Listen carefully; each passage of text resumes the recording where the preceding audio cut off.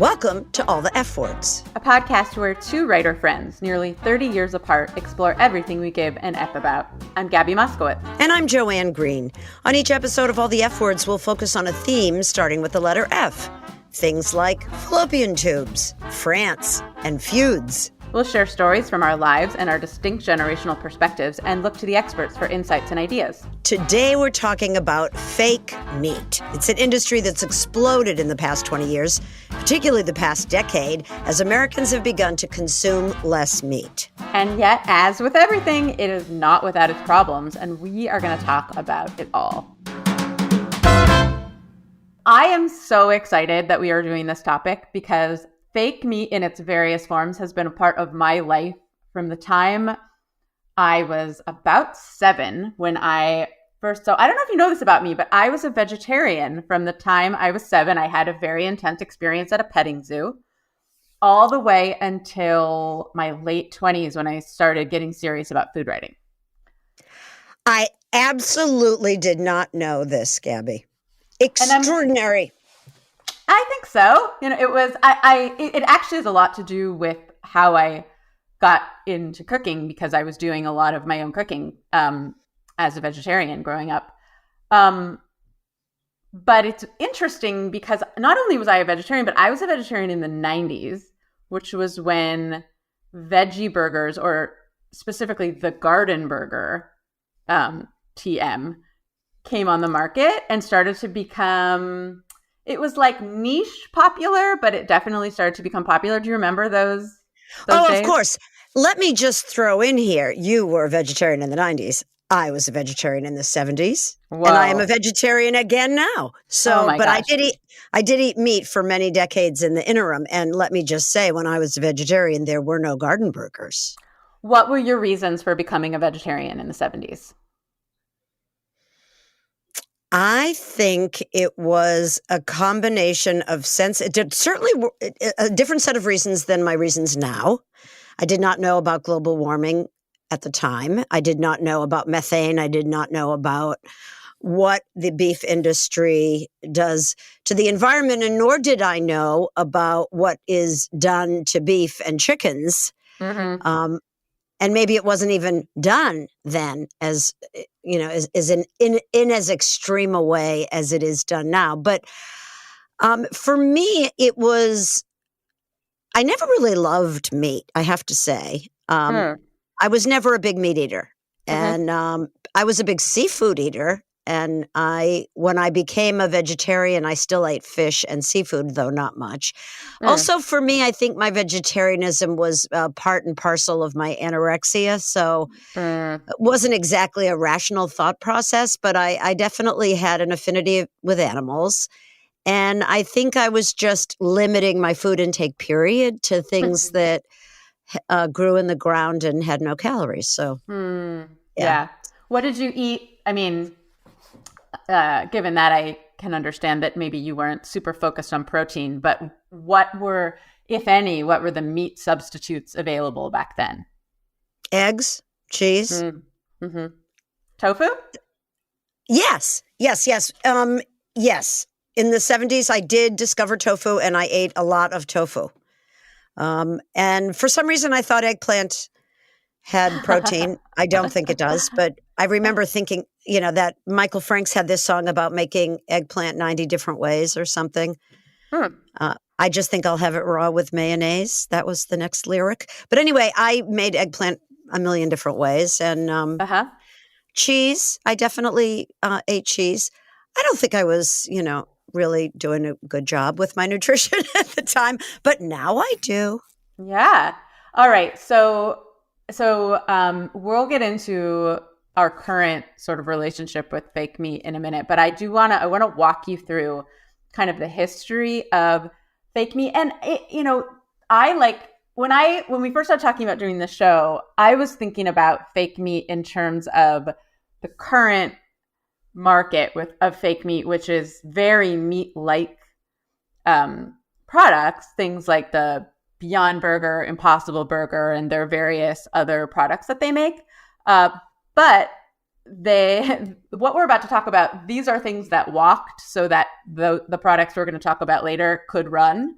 And also, I just want to note that in many cultures, a lot of what we're about to talk about, seitan, which is wheat gluten protein, tofu, etc., it's not thought of as a fake meat. It's just a food in its own right. So absolutely. And I was going to say that, like, this whole notion of fake meat to me is only really appropriate when the intention of the people making the product is to make it appear like, taste like, chew like meat.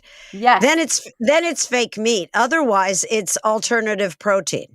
and to me, it becomes sort of two different markets that you're selling to, because one thing that I found in my research is that there's sort of two groups of people who are buying, non-meat protein options. All right, we're just going to call it fake meat for today. Can everybody hang? Okay. Yeah. Can everybody hang with that? All right, it's our F word. Do it. Just deal with it. Yes, exactly.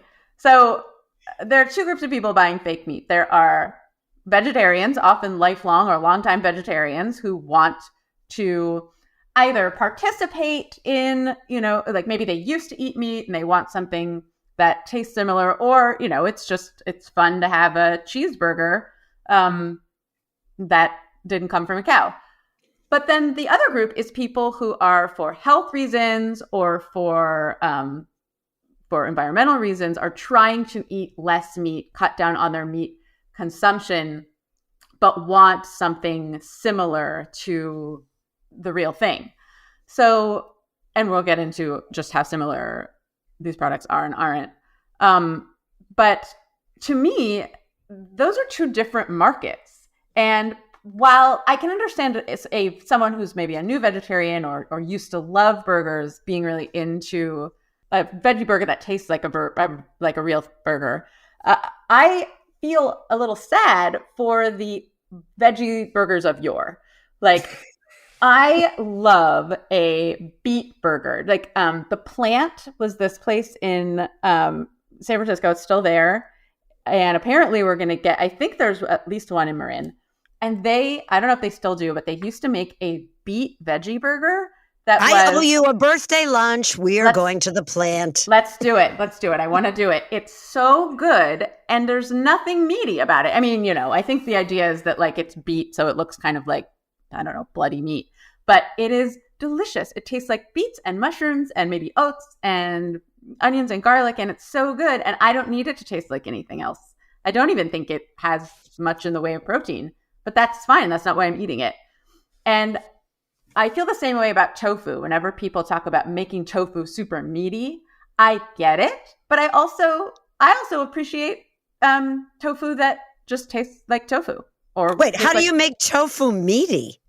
You add smoke flavoring. There's all kinds of things. There's all kinds of cool tricks. And I have made, as a longtime food writer, I've made every kind of tofu. And I totally understand people wanting, a meatier tasting non-meat option. But I do miss the days when, well, not that they're over necessarily, but I do sometimes, when I see marketing for fake meat, I'm like, oh, but just a real veggie burger would be fine. I have a special place in my heart for those things. So on that note, let me walk you through. I didn't realize this. The history of meat as a fake meat as a meat alternative is very, very old. So we start with tofu, which was invented in China in the Han Dynasty in 206 BC, sometime between 206 and 206 BC to 220 CE. That's when the Han Dynasty was around. There are drawings of tofu production that have been discovered in a Han Dynasty tomb. And we know that it was used as a meat alternative because there's actual documentation describing how tofu was popularly known as small mutton. That's what I'm calling it that from now on. I love small that. Mutton. Small mutton, making small mutton tonight for dinner. I thought that was really, really interesting. And then in the 3rd century CE, Athenaeus describes preparation of mock anchovy. And here, let me read this. it's a poem. So he took a female turnip, shred it fine, into the figure of the delicate fish. Then did he pour on oil and savory salt with careful hand in due proportion. On that he strewed 12 grains of poppy seed, food which the Scythians love, then boiled it all. And when the turnip touched the royal lips, thus spake the king to the admiring guests, a cook is quite as useful as a poet, and quite as wise, and these anchovies show it. I don't know. That was sort of sexual, I think. I also don't know. I don't know when the turnip touched the royal lips. Also, Just saying. I don't know about turnip as an anchovy substitute, but So then we move on to wheat gluten, which is still used today. Have you had, I assume as a vegetarian, you've had seitan, right? Yeah. It didn't do anything for me. It's often when you buy fake chicken, that's what or if you're lucky enough to find a restaurant, often Chinese restaurants will have wheat gluten or seitan as a chicken or pork substitute option. So wait, here's my question. Is it protein? Yeah. I mean, gluten is protein. So what you do is to make seitan, you can make it easier by buying Vital wheat gluten, or you can actually use flour. And we can link to a recipe. I wouldn't say it's easy, but it's once you do it a few times, you get the hang of it. It's basically you make a dough, you boil the hell out of the dough, and you separate the gluten in the wheat protein into its own thing, and then you can shred it up like chicken. So it's and it doesn't itself taste like chicken, but texturally it's very similar. And so then you season it however you want. And I mean, it's a great, cheap protein option. You can also buy it pre-made. Good to know. Yeah. Now you're talking. Buy it pre-made. I like that part. You can buy it pre-made, and you can buy it if you buy it pre-made, I would go for the marinated kind. Absolutely. If you're doing it, do it. Yeah. And it stays, one thing that's nice about it is it stays juicy. So you really can get the juicy effect that you get from real chicken. Can we throw jackfruit into the mix here for just a moment? Because jackfruit is its own thing, obviously. It's a fruit. I'm assuming it's a fruit. Yeah. But it is now being pitched and sold as a meat substitute because of its texture. Yeah, it's anytime you are doing like a pulled sort of thing, like pulled pork or pulled chicken, jackfruit is texturally similar, so it works well. Do you like it? It's okay. I mean, it's not like I'm thinking, let's have jackfruit tonight. No. But I have, I've eaten it. It's okay. I find it a little bit spongy. Yeah. Is that what I don't like? I don't know. There's something about it that isn't quite right, but who knows? Yeah. So then we start getting into more intentionally processed meat. So John Harvey Kellogg of Kellogg fame, and also he was in the sanitarium business. He made cereal wasn't enough for him. Sanitarium, as in like where you go to have tuberculosis or something? No. Have you ever seen the movie The Road to Wellness? It's a book, isn't it? No, I don't think I have. It came out in the 90s. I remember seeing it in like 6th or 7th grade, and it's about the Kellogg brothers, and they had a sanitarium together that was doing all kinds of things. But there was this thought that the colon was like the root of all disease. And if you could flush out the colon, then you could cure a lot of ailments. And I believe that is why he invented cornflakes. And cornflakes, which now, interestingly, like there's not that much fiber in cornflakes, but, or at least the way that they are today, maybe the original cornflakes were higher in fiber, but that was... Well, now we have bran flakes for that purpose. Right, sure. But he also, in addition to that, he invented a meat substitute called Protos, which was made from peanuts and wheat gluten, and it became Kellogg's most popular product in 1930. So Get out of town. We've never even heard of this. Who's heard of this? Raise your hand. I see no hands. Yeah, certainly not mine. I had no idea. Okay, so then meat substitutes during World War I and World War II actually come up again because of food shortages. So people are using various plant-based proteins. And then in 1898, a food writer named Henrietta Latham Dwight authors a vegetarian cookbook in 1898. And it includes meat substitutes like mock chicken made from breadcrumbs, eggs, lemon juice, and walnut. And listen to this. Joanne, just listen to this. A mock clam soup made from marrow fat beans and cream. You just see that on a menu. You can't see my face, but you can imagine the face that I'm making. But that chicken thing, walnuts, eggs, and breadcrumbs, that sounded pretty darn good. Breadcrumbs, eggs, lemon juice, and walnuts. Yeah. Yeah. I'm going to try that one. Sure. No, I'm not. No, am I kidding? Probably not. Okay. So then we jump forward in 2016. And I remember this, and I'm sure you do too. Impossible Foods launches the Impossible Burger, which is a beef substitute that claims to offer appearance, taste, and cooking properties similar to meat. And I remember my first Impossible Burger. I assume, have you had an Impossible Burger before? I love an Impossible Burger. And I think, I'm just going to throw this in right now, that there is no comparison between a Beyond Burger and an Impossible Burger.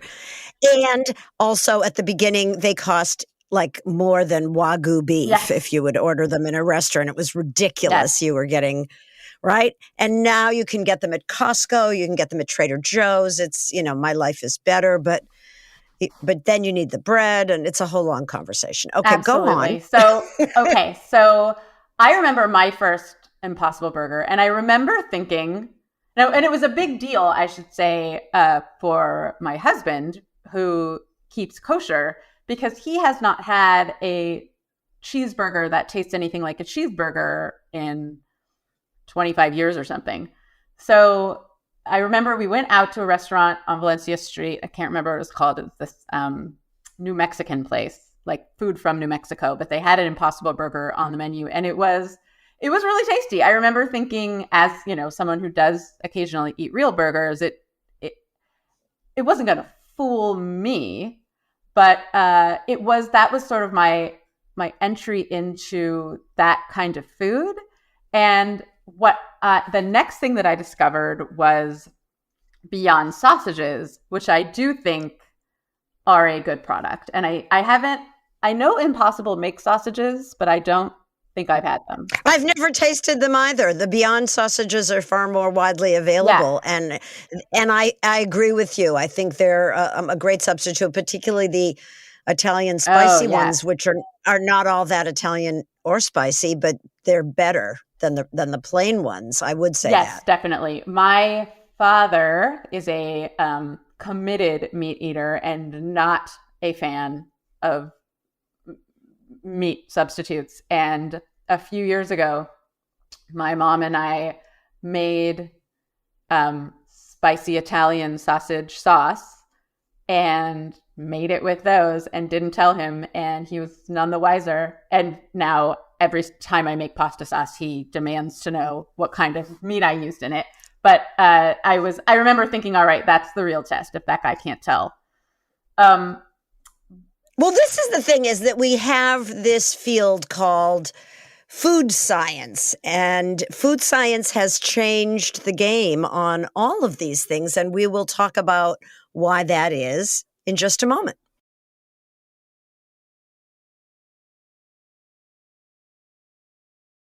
Food science has really changed the game on so many things, and we wonder why this industry has sprung up and is doing so well. And I think that it's a pretty obvious answer. There's a market for it, right? So food science is what contributes to the different tastes. I mean, when a new cereal comes out, when a new fragrance comes out, anything like that, it's, you're dealing with smells. Taste is part smell and texture and all of these things. And when people want to reduce, for instance, fat in their diets because they've been convinced that fat's the enemy on any given year, right? On another year, it might be sugar that's the enemy. The scientists go to work to try to create the same endorphin rush, if you will, that people have been getting from the fat, the sugar, the meat, the whatever. And create it from some other material, which of course may or may not be equally harmful or even more harmful. I wonder about it. When I look at my Beyond products or my Impossible products and see all these chemicals, I wonder at what point are we going to find out that, we would have been better off with meat? So that is a perfect segue to the next chapter of this, of the fake meat world. It's more complicated than I thought it was before I started researching this episode. Let me first tell you about why, on the subject of food science, according to Impossible Burger, how they make it taste meaty, because I was really curious about that, because it really is different from even, remember when Boca burgers first came out and they were meatier than a garden burger, but they still certainly didn't taste like actual meat. According to the Impossible website, they say, in our research, we discovered that the molecule heme is responsible for meat's savory flavor, juicy texture, and unique smell. Heme is found in a protein called hemoglobin that is found in every living plant and animal. Anyone who's had blood work done has seen that word before. And is something that we've been eating since the dawn of humanity. The ingredient not only makes Impossible Burgers taste like meat, but helps them stay juicy, moist, and slightly red at the center. Because our mission is to create a food system that doesn't rely on animal agriculture, we had to find a source of heme from plants that match the properties of heme from animals. We surveyed heme proteins from many plants and found the right one in soybeans, specifically soybean roots. In order to feed the planet in the most sustainable way, blah, blah, blah, we generate heme by fermentation of genetically engineered yeast. And the result is a magic ingredient that gives Impossible Burger the satisfying, crave-worthy aroma and taste of beef. So it sounds very simple, but if you've ever looked at the list of ingredients on Impossible Burgers or Beyond Sausages, it's pretty long. And that's usually the case on most processed meat substitutes. So what is interesting about what's going on right now is anyone who's been in a grocery store recently knows that things have never been more expensive. So because it is not so simple, and because there is a demand for meat substitutes, they've gotten extremely expensive. And they're definitely pricey in restaurants, especially back when they first came out. But it's a package of Beyond Sausages, of 4 Beyond Sausages, is like $10. So right now we are actually seeing a decline in purchases of fake meat. And it was like catapulting up, and then just recently, since inflation really got bad, it has started going down because, and I thought this was really interesting, often it is as expensive as, if not more expensive than actual meat. That doesn't surprise me. I'm always not curious about the fact that, vegetarian options don't cost less, for instance, than the steak or the shrimp or and part of it is labor, I think. Yeah. Often vegetarian cooking takes longer, has more steps, has more ingredients, so that what you save perhaps on the cost of the ingredient, you then spend in the labor to prepare the meal. What you're talking about is different. And I think this is all going to even out. right? If in fact sales go down, then they're going to need to increase demand, and prices of these products is going to have to come down at least somewhat to make it competitive, if not cheaper than the price of meat. And again, there just needs to be a whole lot more education and a whole lot more marketing to the fact that eating less meat is going to be ultimately better for the planet. Tell me about your journey to vegetarianism at this point in your life. At this point in my life, COVID had a lot to do with it. Wow. So my husband and I stopped eating meat and, in fact, chicken. Once when you say meat, you mean red meat? Yeah, I eat fish. Okay, gotcha. I don't eat pork. I don't eat I don't eat white meat, red meat. What other colors are there?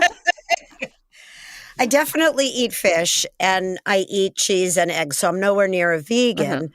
And look, let me be frank, I'm kind of a flexitarian. If I'm somewhere and okay, I'm going to come clean. A Super Bowl party, Moroccan nachos made with ground lamb. Whoa. Oh my! What was on God, Moroccan nachos? Like pita? Was it ground pita? No, they were chips. Okay. Still, it was just so good. Anyway, I had it. Yum. Nothing happened. I didn't, fall over. I didn't get sick. It was a good day.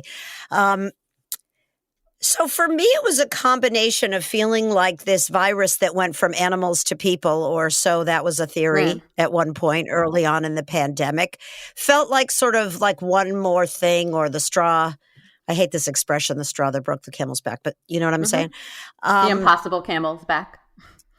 Something like that. Yeah. I mean, I don't want to break anybody's back, but, much less a camel. Lovely animals until they spit at you, but I digress.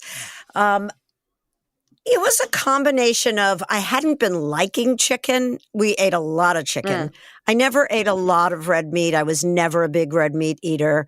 Having said that, my grandfather was a butcher, and we ate meat every single night in my childhood growing up. It was like lamb chops one night, London broil the next night. A brief commercial here for my other podcast, In This Story, in which I have an entire episode about my family's history with meat. But for me, it was a matter of my health, the planet's health. I had a lot of time on my hands, so I could explore vegetarian recipes. Great. I love it. I never really got into meat. I don't ever find myself craving meat. I, as a little kid, had always had a hard time chewing it. I would chew and chew and chew and chew. And it's going to be interesting to see what happens with my kids because Evan keeps kosher and it's a whole thing to drag out the meat dishes. We just don't do it very often. I would say I probably make meat, usually chicken, like once a week. I always make brisket on Hanukkah and Passover, and made matzo ball soup for Passover. But in general, we don't eat a lot of it. Anna is not into it at all. Sasha likes it when we have it sometimes. But I only started eating meat when I started getting serious about writing about food, because I didn't really want to just be a vegetarian food writer. And I always have tried to think of it as not always the star of the show, like kind of the, it's like it's just as important as the vegetables and the grains and whatever else you have on your plate.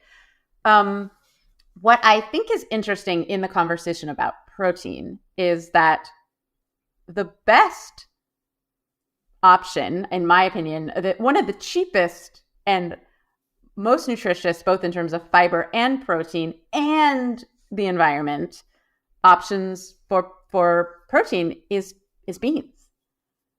And I think I eat a lot of beans. They're having a moment. You're starting to see like bean dishes, but I am really hoping that beans become. I am hoping that we can mainstream beans a little bit more and have people understand that an entree that is based on legumes is not only so nutritious, and a lot of countries around the world know this already, especially when you have beans and rice together. It's a complete protein. But it's so cheap, especially if you buy dried beans. Just incredibly cheap. You're a bean person? I love beans, and a word for beans on behalf of beans. Let me just say, a lot of people don't eat beans because of the gas that they produce, and they can make people feel really uncomfortable. And it has been my experience with people who were reluctant to eat beans that if you keep eating them, your body starts to actually make the enzyme that breaks them down, so that over time, and I'm not talking about years, we're talking about really weeks or months at the very most, your body starts making those enzymes, and you are very easily able to digest beans. It's quite miraculous. I mean, we are meant to, there's certain things that as humans, I think we are meant to do and be, and that's part of my whole approach with vegetarianism. It's like there is enough that grows from the ground on this planet that can sustain us beautifully. Now, that would be an argument for veganism, which I'm not going that far. But we're meant to walk, right? We're not meant to be sitting in cars. We're meant to be moving. We're meant to be eating what grows in the ground. And beans, I totally believe are a mainstay of that. Yay, beans! Here's to beans. Well, gosh, what would we call our bean episode? Oh my goodness, fava. There you go, fava. All right. I'll get working on that one. I don't know that there's that much more to say, but so in the end, would you say that we should be concerned about the chemicals in the fake meat that we're eating these days? I mean, whenever people start talking about chemicals, my eyes sort of glaze over, because everything has chemicals. Everything has chemicals. The world is made of chemicals. And I don't think we should be concerned. And it's, whether or not to eat meat is such a personal decision. And so I certainly wouldn't let the chemicals keep you away from it. What I would say is I like to look at less processed versions of whatever I'm interested in whenever possible, for environmental reasons, and I guess for health reasons, and often for cost reasons. So like we said, beans are great. And if you can afford meat options, if you want to eat meat and you can afford meat that is more sustainably raised, then go for that. However, if you're feeding a crowd and that crowd includes some vegetarians, you can't go wrong with Impossible. I would do the Impossible grounds that comes, not the patties, but the ones that come in a square package, like ground beef, or, as we said before, the spicy Italian Beyond Burgers. Or just get a garden burger. Garden burgers are good too. I'm hungry.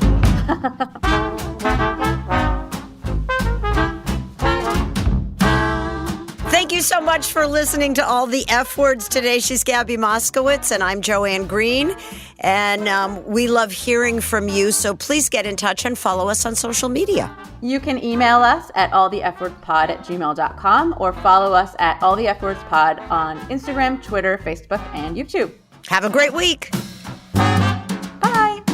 Bye-bye.